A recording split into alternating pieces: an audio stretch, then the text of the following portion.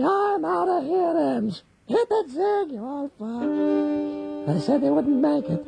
Ah, there's a song there somewhere. Sagittarius, you'll spend the rest of your life working at SBS as a subtitler specializing in gay bathhouse movies. And you'll learn to say, oops, I dropped the soap in 37 languages. Qu'est-ce que c'est? Capricorn, take time to reflect on your shortcomings. In fact, put a mirror over your bed and you'll be constantly reminded. Aquarius, you solved the problem of disposable nappy waste by dry roasting the soiled nappies and carving cute little toys out of them. And if you feed the baby peanuts, you can even make little Lego pieces. Pisces, always remember, different strokes for different folks. And if you don't stroke them right, they won't folk you. Aries males, your girlfriend will be upset when she finds out her new pearl necklace is cultured. But it's only fair. She fakes orgasm, she gets fake pearls. Taurus, commute the chaos because of your subliminal self-improvement tape. The one about taking control of your life and finding an inner place of quiet and stillness. You play your Walkman too loud and the guy next to you hijacks the bus and drives it to Brisbane. Master of your own destiny?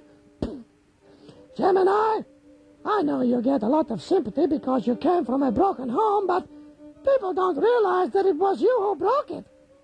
Cancer, stop thinking of yourself as fat. So what if your bikini had to be made from material developed by NASA to catch rogue asteroids? Huge, heavy, speeding asteroids. Lotus! Leo, I admire your honesty, Leo. But your lifelong search for a sugar daddy would be made easier if you hadn't drawn $signs on your contact lenses. Contact, contract, call them what you will. Virgo males, you entered the Guinness Book of Records and the Australian Medical Journal simultaneously. You're the first man in the world who can horizontally drink a bottle of port while balancing on your genitals. And you're the first recorded case of gout in the penis. Libra, your father kills himself and leaves you the suicide note used by his father, and his father's father, and his father's father. What a lovely family tradition. Scorpio? Ah, Scorpio. You know, this is my last chance to say something nice about Scorpios.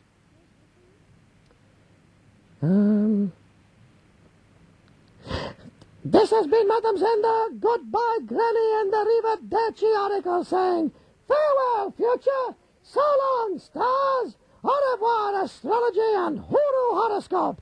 On the adios, amigos, Herms. Oh. I think my hernia belt just popped a spring. What? Friday is a beautiful day. Hello, darling. Are you all right this morning?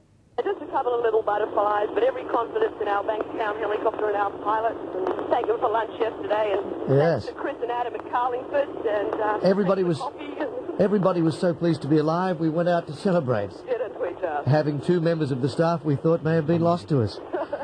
Suze, it's just like riding a bike, really. You have a little incident like this, you get straight back in the chopper and you go for it again, don't you? Exactly. Mind you, falling off a bike, you're not going to be killed. Sorry, did I put a downer on your morning? On Triple M. For Currency and the rest of the boys in Wollongong at the moment. You, from the House of Gloria. Gloria's all-time great Rugby Union Sounds album, yes. Rugby Union, men in pursuit of excellence, men in pursuit of perfection, men in pursuit of each other. I'm proud to bring you 100 of my favourite sounds from the Rugby Union Fields of Glory. Who can forget the sound of bodies slapping together in a tackle, or 32 thighs rubbing together in a rugby scrum? I know I never will, not even under torture, the Lord willing. Rugby Union is a game of family values and purity, and as everyone knows, cleanliness is next to godliness. So what album of Rugby Union sounds would be complete without the sound of 15 beefy men in a shower? Buy Gloria's all-time great Rugby Union Sounds album this month and receive absolutely free My best-selling book, 100 Great Botties I Have Slapped with a Wet Towel. Rugby Union, the game they play in heaven. That in Hurstville. In an office tower that's 25 floors high, it's a sheer drop to the pavement below, and this gentleman in French attire, with his foot in a strap, I'm just watching him now as he organises himself, has come down the outside of the building, reminiscent of a Hollywood comedy movie circa 1920. Pardon me for being distracted, but I'm distracted. And he's now just dangling there on the end of a rope that might be a quarter of an inch thick. And he's having trouble with his gear. Yeah, that's good. He could be here for some time. Well, I hope he is, rather than the other. Oh, thank you. Here's a flash from the newsroom. It's actually a farce. We've all been cruelly deceived. He's Batman. Skip, how come you're limping like that? And what happened to your head? You what? You played Great Britain in the footy, and they thrashed you. But I thought you said they were a bunch of Clancy's. And I thought you said you were going to punish them. And I thought... Somebody at Channel 9 stole the photograph, which is a shame. We don't have any visual memory of Derwent. We don't really have many recorded memories of Derwent because most of his appearances were live. He did appear in one anti-ad. This is it. I hope this will appease the guys who wanted to hear Derwent. It's all we've got left. This is Derwent. Hello. He's a dentist's son. Yeah. Good morning, Derwent. Now, what kind of toothbrush do you think a dentist gives his own son? The same toothbrush he's been using for years. What a lousy bastard. What a lousy bastard. You'd think that a dentist would earn enough to buy his son a toothbrush of his very own, maybe with his little initials on it and that. But he won't even cough up enough money to give his son a pair of pants to wear on national television. Bastard. Derwent. Mulray FM. Deodora anti-ad, and we've had a few for this, including Party Sister Claire. Yeah. Guys, it's the Deodora anti-ad of 18 months ago. Hi, I'm Boris Becker. I play Wimbledon. I play all the Opens.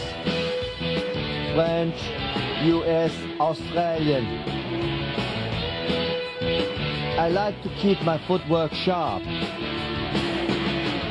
This Deodora double action tennis shoes. Deodora, designed in Italy, superior in style and technology. Deodora, the sport of life. That's it. Thank you, Boris. No problem. Have you got any more of those little red ones? No, not for you, Boris. They make you too speedy. Yeah. The Cryonics sketch we've got, I noticed as we were queuing it up, and I haven't listened to these albums for years, heaven knows, this one was released in '82, that the Bob Gladfinger sketch was preceded by a genius Summer Milliner bit. It was only short, so I thought I'd put them both on the wireless for you. Professor Julius Summer Milliner. Good day to you. In my career in science, I have never made a significant discovery. I have never invented a cure for a terminal illness or produced a significant nuclear weapon. But I have managed to put over 60,000 eggs into milk bottles. I thank you.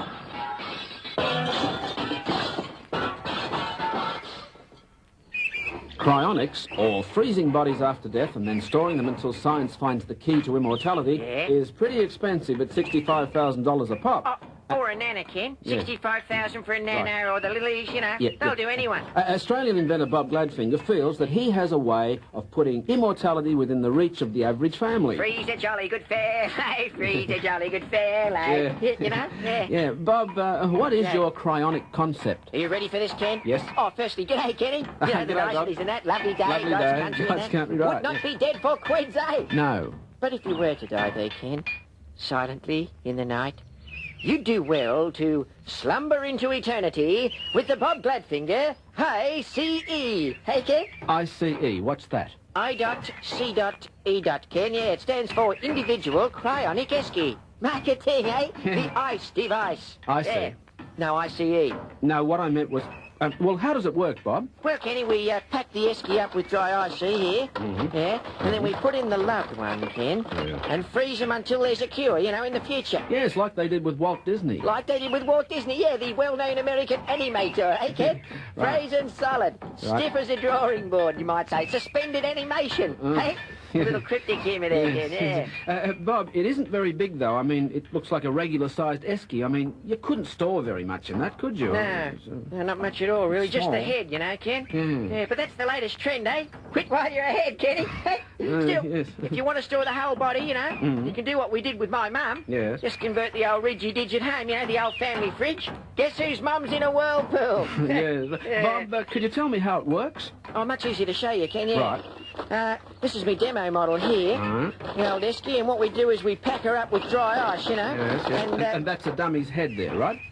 How did you know it was Enzo, Ken? I'm sorry? You're telling me that's your brother Enzo? Exactamonte, Kenny, yeah. He's my testee. You've packed his head in ice. I mean, isn't that dangerous, Bob? Oh, no, Ken, no. I always wear gloves when handling the dry ice. No, yeah, otherwise nasty burns. That's not what I meant, Bob. I meant, is Enzo all right? I don't know, Ken. His nose is cold, you know. That's always a good sign, isn't it? Hey? Oh, gee. He's cool. Well, okay. Well, good luck, Bob Gladfinger, and thank you. Oh, Kenny, do you like a cold one? I've got a couple of cans in here as well. Hang on. Gee, thanks, Bob. I have one myself, Yeah, great. Put you down for one? Oh, well... In tune with Mulray. Hello, who's there? It's Doug Mulray, Triple M. These guys aren't happy with that, and they're harassing me in the street, which is why I'm walking around in a pig mask and a top hat. If you see somebody in a pig mask and a top hat, it will be me. Believe me, you're seeing me at my best. Oh, we're Prezzies. Just before we go, it's gift time. Oh, will there be time to squeeze it in? the cuckoo kids. That means it's time to go. Little letter here from the boys at Chandler's. Downstairs, they've helped us with Reg Fix-Its on many occasions and given microwaves to Ronald McDonald House and all of that. Very generous bunch of guys. Sorry, no wrapping paper, no card, no money. Just a parting gesture from Chandler's. We thought you would relate to this. What is it? It's a T-shirt. And they've had it printed with... Oh. 2-day FM sucks. What a pity I won't be able to wear it. I hate stating the bleeding obvious. Moving up to 9 o'clock shortly. Is Frank going to read the news? No, he's just finalising his sports report for the 9 o'clock news. Big Al, the DJ's pal. Then Mr. Crumbly. We've got a big day tomorrow. We thought we might leave you with one more little thing before Thursday finishes. Open up, please. Oh, what is it, Constable? That's Sergeant, and your name is... Betty. Well, Betty, we've had a complaint from one of your neighbours about the noise. Oh, it's that old biddy, Mrs. Brady. She's a busybody. Yes, well, that busybody Brady Biddy said it sounded like blue murder in here, so where's the body, eh? Body? What body? Well, whenever there's a murder, the baddie leaves a body. There's no body here. You mean we're alone? No, Bobby's here. And who's Bobby? Bobby, my boyfriend. We had an argument about my best buddy, Billy. Billy and I went to Bondi Beach, and Bobby got jealous, and now he's in bed with a Bedouin. Are you tugging my tonka, son? No! Bobby went to a bar and met a Bedouin bricklayer called Barry. Bobby's bald, and Barry gave him a bejewelled burnous, and now Bobby and Barry are bonking in the bedroom. Bloody hell. Well, you've got to believe me. I believe you, Betty. I believe that the busybody Brady Biddy heard you arguing with Bobby about Bondi Beach with Billy, and that balding Bobby went to a bar, got a bejewelled burnous from a Bedouin bricklayer called Barry, and now they're bonking in the bedroom. I believe that, Betty, I do. Very good. Thank you, yes. Now, is there anything else I should know? Ryan the Budgie drowned in the B-Day. He thought it was a bird bar. I don't think I should know that. Oh. Let's just sort out this bedroom bonking business, shall we? All right. Open up, police. Come on, Bobby. Out of that bed. What bed? The bed you're in with a Bedouin. That's rather good. I might write that down. The bed you're in with Open the door, Bobby! Yes, open the door, will you, Bobby? Don't open the door, Bobby! What? Stand back! Omar! Craig! Omar, Barry? Omar, Bobby. About Billy, Bobby. Uncle Billy, Betty. Well, what about Barry? Put out, Betty, and that's my burnous, Baldy. Come with me, Omar. Call me Barry. Okay. If you call me Burmese. Right-o. Cheerio, everybody.